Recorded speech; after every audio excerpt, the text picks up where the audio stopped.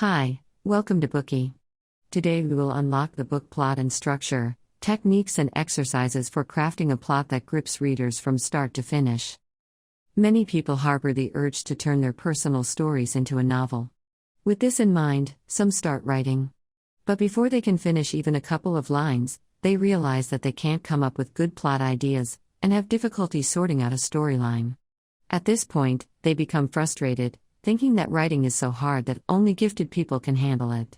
For themselves, they believe that they will never grasp the skill and can only envy those talents. Finally, they put down their pen and give up. Nevertheless, James Scott Bell, the author of Plot and Structure, uses his personal experience to tell us that there are approaches for composing that everyone can indeed grasp. When he was young, Bell dreamed of becoming a writer, but he thought he had no writing talent. At that time, there was a prevailing belief that a writer is born to be a writer. If one lacks a gift, they can never write a good story. Bell deeply believed that statement and therefore pursued other careers instead. Fortunately, the creative impulse encouraged him to try again. At the age of 34, he picked up his pen and started learning. After that period of learning, Bell realized that it wasn't only the gifted who can create good stories. In fact, with proper skills, anyone can write engaging stories. After about a year of effort, Bell managed to sell his first screenplay. He then went on to publish more than 20 novels. In 2000, he won the Christy Award for Excellence in Inspirational Fiction because of his work Final Witness. Meantime, during his years of writing practice, he developed a set of proven writing methods. With his techniques, Bell serves as the professor of fictional writing at Pepperdine University, and often holds lecture tours in the U.S. Many of his students have also become professional writers.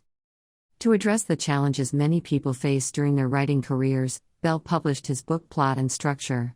The book introduced the 3-act structure for plotting and structuring, which is similar to the process of building a house. First, create the plot to lay a solid foundation, then build the structure to shape the story, and last, polish and revise it to present a refined final work. In short, if we follow these steps, writing a story will become effortless.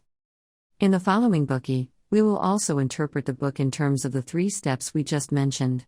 Part 1. Create the plot to lay a solid foundation for the story. Before we can create the plot, we need to find out what a plot is. In essence, a plot is what happens to the protagonist. It is the foundation of the entire story. By breaking down hundreds of plots, Bell summarized the 4 most important elements that make up a plot, namely lead, objective, confrontation, and knockout. The initials of these 4 elements combine to form the word lock. Therefore, Bell calls his theory the lock system. Let's look at the lock system through a specific case. There's a story that goes like this. Sam Jones, a policeman, is trying to find out who murdered the mayor. However, the killer keeps stopping him from unveiling the truth. In the end, Sam obtains the key information and solves the case after narrowly escapes an assassination. In this story, the lead is Sam Jones, a policeman. The objective is to find out who killed the mayor. The confrontation happens between Sam and the killer. The killer sets obstacles to prevent Sam from finding out the truth, but Sam overcomes those challenges one after another. Finally, the story culminates in Sam barely escaping from being killed, managing to find the major clue and solving the case. Now that we have understood the basic elements of a plot, what are the basic techniques for setting them up? To begin with, we need to set up the lead. The lead must be compelling and establish some kind of emotional connection with the reader as early in the story as possible. In short, we need to make the reader identify with the lead. For example, imagine 2 leads, an imperfect character who is ambitious but timid sometimes, and another who is flawless and omnipotent. A lead who resembles the former is more likely to be related to as they're more like us ordinary people. Take Indiana Jones as another example. In Raiders of the Lost Ark, he is regarded as some sort of superhero. But he has an understandable human flaw, a fear of snakes.